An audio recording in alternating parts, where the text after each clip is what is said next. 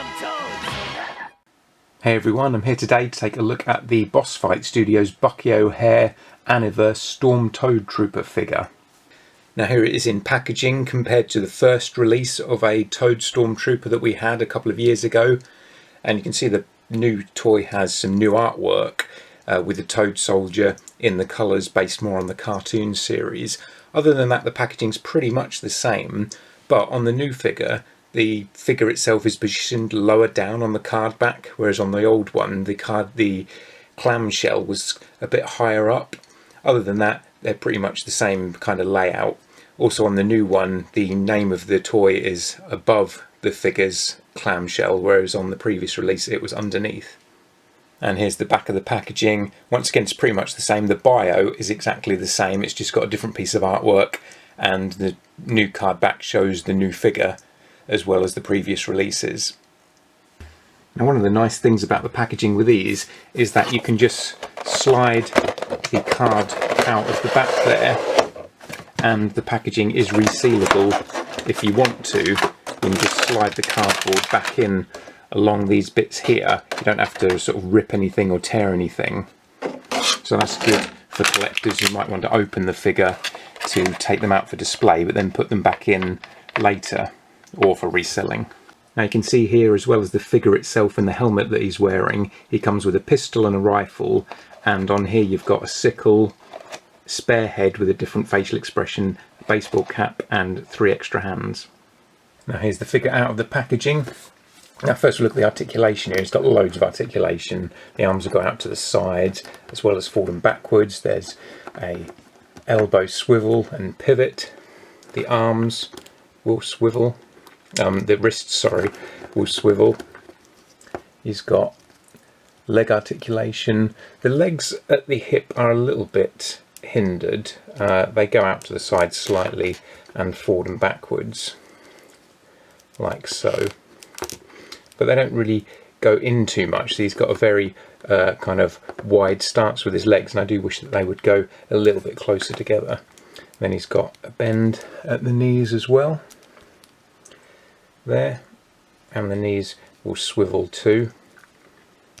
Then there's a swivel at the ankle, bit of an ankle rock as well, and the ankle will go forward and backwards. It won't go forward too much, but it will go back a bit more, so you can get a decent enough amount of poses. Obviously the head is going to move. The head's got kind of a double joint where it's on the ball. The head will move on the ball joint, but then it also moves where the peg goes down into the torso as well.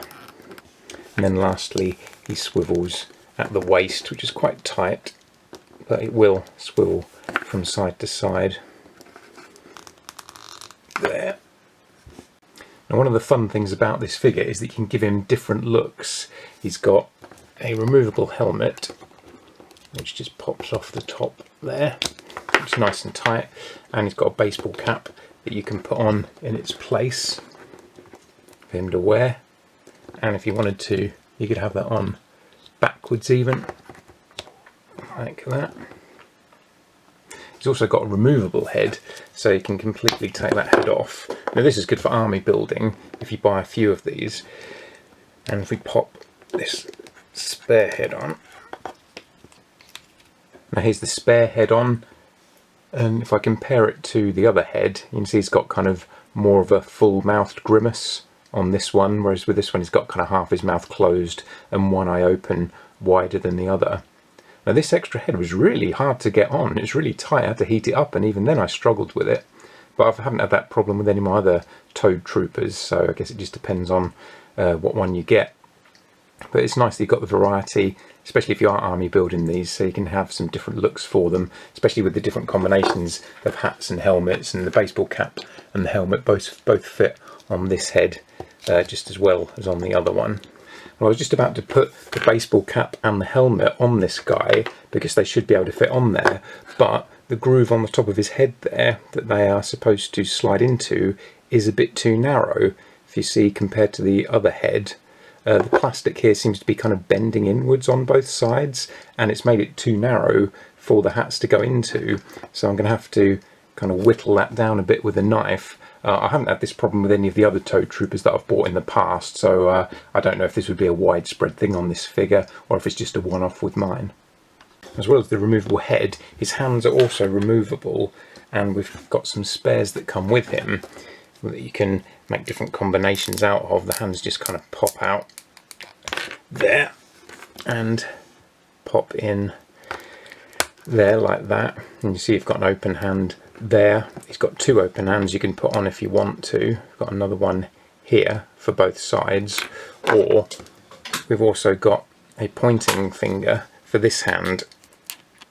So he's got a gripping hand for both arms, an open hand like this for both arms, but he only has a pointing hand for his right arm that you can put on. But once again, that combined with the different heads and the different helmets can give you quite a few various looks for your troopers if you're wanting to army build.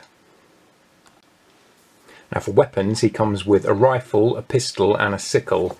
Now he can hold the pistol and the sickle in his hand like that, whilst having the rifle on his back, because all the weapons will peg on to these pegs on the belt. So you can have the rifle on the back there as if he's got it kind of slung over his shoulder while he's holding the smaller weapons there.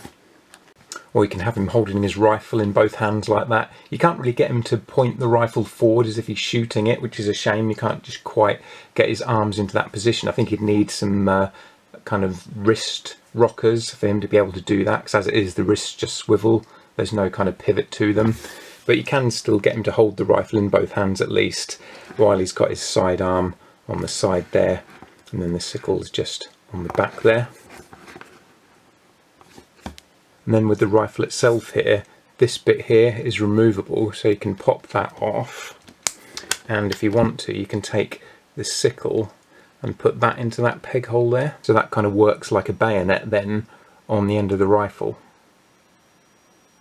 Another fun thing you can do with this figure is, if you have the old Air Marshal toy from the original Bucky O'Hare toy line, his hat will actually fit into the groove there, because there's a little hole underneath the groove that the peg from the Air Marshal's hat will fit into, and you can have him wearing an Air Marshal's hat, so that gives you a bit more variety of these figures, as well as the baseball cap and the helmet that come with them. So you could have three of these that all look completely different with different hats if you manage to get an Air Marshal off of eBay, or if you've already got one.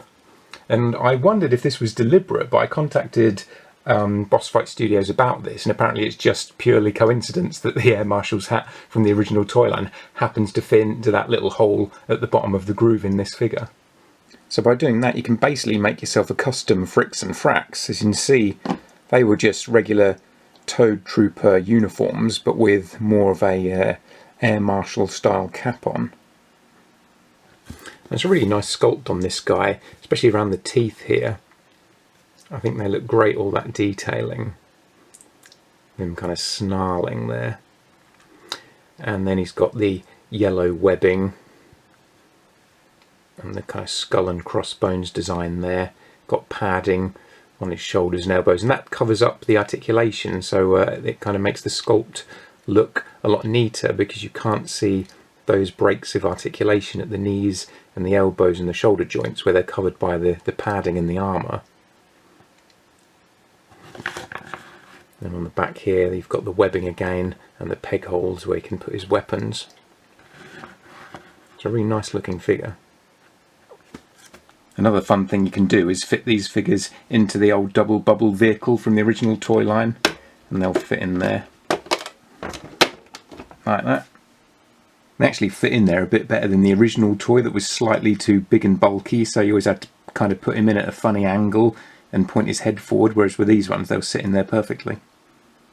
Now if I bring the first release of a Toadstorm Trooper to compare the two, you can see that the new one has redder domes over his eyes and a deeper green to the helmet.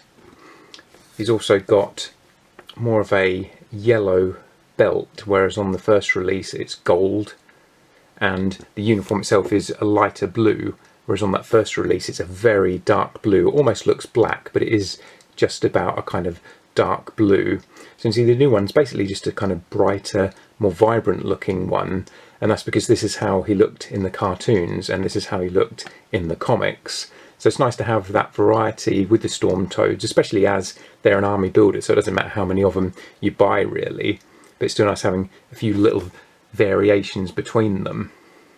Also, if we take the helmets off, the actual heads themselves, even though there's the same sculpt, they do have some paint differences. On the old one, there's a bit of darker paint on the back of the head there, whereas on the new one, it's all just one colour. The green is also a kind of deeper green, whereas it's a very pale green on that first release. And once again, it's because in the cartoon, they just had the one colour. They weren't kind of shaded like that. And that's also the same on the hands. Whereas on the new one, the hands are a solid colour. On the first release, they had a bit of dark paint at the ends there. So there's a decent amount of variety between these two to make them stand out from each other on the shelf. Another difference between the two releases is that on the original one, the gun there is kind of a pinkish colour, a deep pink, whereas on the new release, it's a light pale blue. And now for another comparison, I've got the original Toad Stormtrooper from the old Bucky O'Hare toy line. And scale-wise, he actually fits in quite well with these new figures, and that's one of the things I like about the boss fight line, is that they are pretty much the same scale as the original Bucky O'Hare toy line. They're just kind of slightly different in their build, they're more accurate. But this guy, I mean, he looks really buff, so you could have him as another Stormtrooper who just happens to be really buff and tough, and still have him posed with the new figures, and I don't think he really looks too bad with them. He's mostly the same design, except for the feet. I don't know if you'll notice there that the feet have more of an actual Toad design to them. They look like Toad's feet, whereas on the new figures, the feet are just kind of long clown feet, really. But that is how they looked in the comic and the cartoon. This design of the feet here was only ever seen on that original toy. I don't think any of the artwork for the comics ever featured those feet. But otherwise, the design is pretty much the same. And lastly here he is compared with Bucky. You can see he's a bit taller than Bucky, which he should be. Bucky was always a bit shorter than the Toad Troopers, and I really like the scale of this toy line because Bruiser is a massive toy, and then you've got Bucky here who's shorter than the Toads. They've got a great scale to them. So that's the Bucky O'Hare Aniverse Storm Toad Trooper. Basically the Storm Toad Trooper in his animated colours. And you can see here I've got the Air Marshal in as well to compare, and he scales up really well with them too. Now I'm hoping that we will get more Bucky O'Hare figures. It would be nice to get the Air Marshal. I'd actually prefer the comic book Air Marshal, who looked quite a bit different from this version, who was in the cartoon. In the cartoon he was really short and he had this kind of metal armour that he was wearing, whereas in the comic he was about the same height as a trooper, but he was a lot bigger looking and he was very bulky and he had a trench coat, and I always thought that was a cooler look for the Air Marshal. So if Boss Fight Studios do get round to him, hopefully they'll give us that comic book design rather than the cartoon. And you can always have more than one Air Marshal in an army. It doesn't have to just be that one character who's an Air Marshal. So you can still use both of them. But sadly, it's been a while now since we've heard anything from Boss Fight Studios about any new Bucky O'Hare figures. I don't think there's been any new reveals for about a year now, if not more. So I'm not really holding my breath that they're going to make any more, sadly. I think this might be it. But it's been a great line while it lasted. It would have been nice to have completed Bucky's crew, to have gotten Blinky. I'd also really liked a toy of Bruiser's brother, because they released Bruiser, and that's a great figure as well.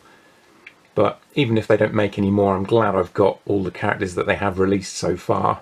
And I'm not even a massive Bucky O'Hare fan. I liked the comics and I liked the toys when I was a kid, but the cartoon has got really bad animation, so I never really liked that very much. Even though it's not actually bad, I've rewatched it recently and it's not as bad as I thought it was when I was a kid. But I just had a hard time getting through the really piss poor animation in that old cartoon. But the comics are definitely worth a look, and so is this toy line. So thanks for watching everybody, and I'll catch you in the next video.